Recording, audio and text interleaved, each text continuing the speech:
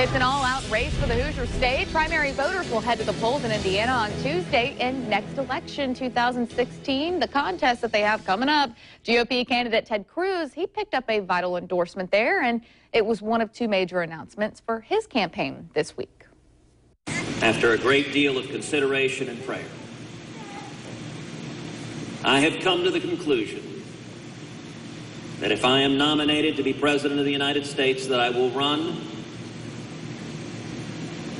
on a ticket with my vice presidential nominee, Carly Fiorina. That announcement from Cruz came the same day as frontrunner Donald Trump that he gave a speech about foreign policy. Their days are numbered. I won't tell them where, and I won't tell them how. Some say the Russians won't be reasonable. I intend to find out. If we can't make a deal under my administration, a deal that's great, then we will quickly walk from the table. Oh boy, here to break it all down.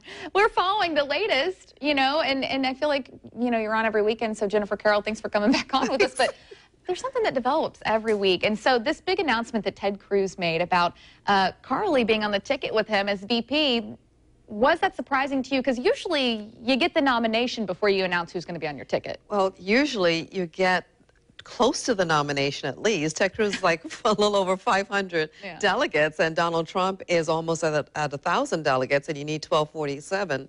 But the problem here is with Ted Cruz, it appears to be like a Hail Mary. We were talking about football a little while ago.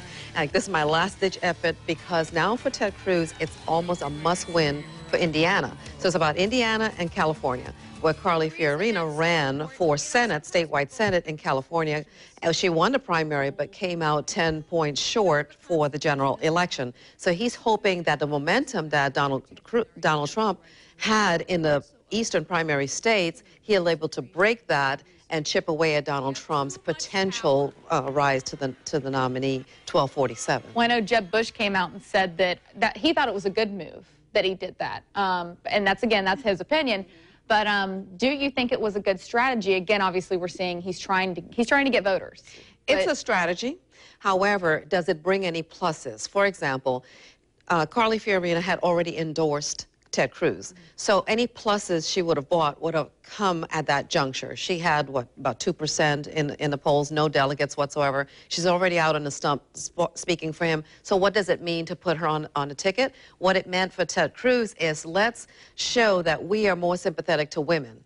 Yeah. Let's show that we are now an outsider, because Donald Trump have kind of painted Ted Cruz as an insider for all the shenanigans that's been going on with the delegate grabbing. So with bringing on Carly Fiorina, it shows that I'm really an outsider, and I'm really supportive of women, and look what I'm doing. And Donald Trump hasn't even done this yet. He's spoken out otherwise against women. So this is the last-ditch effort for Ted Cruz to show himself and redefine himself going into Indiana and California. Well, we've got about a minute left, and since we were talking about Donald Trump just now a little bit, let's talk about the foreign policy speech that he made. What is that doing for his campaign? It's interesting. He comes out, everyone says, we want substance, we want substance. So he comes out, he gives a very good foreign policy speech. It wasn't a lecture. After a while, people say, well, it doesn't have substance. We have to know specifics. But the bottom line is, he wanted to lay out a platform as to what his map is going to be.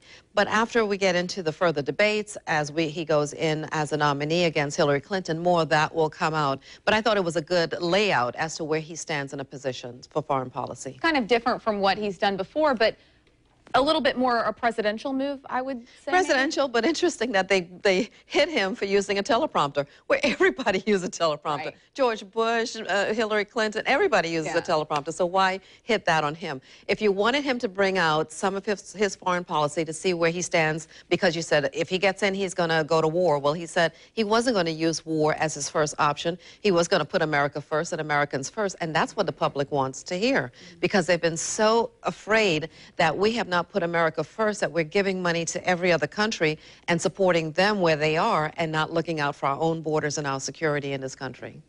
Thanp you, Jennifer, for coming on this morning and your perspective. To follow the latest in the election, go to newsforjax.com. We've got a whole tab there for politics, and you can check out the up-to-date information on Tuesday's primary in Indiana.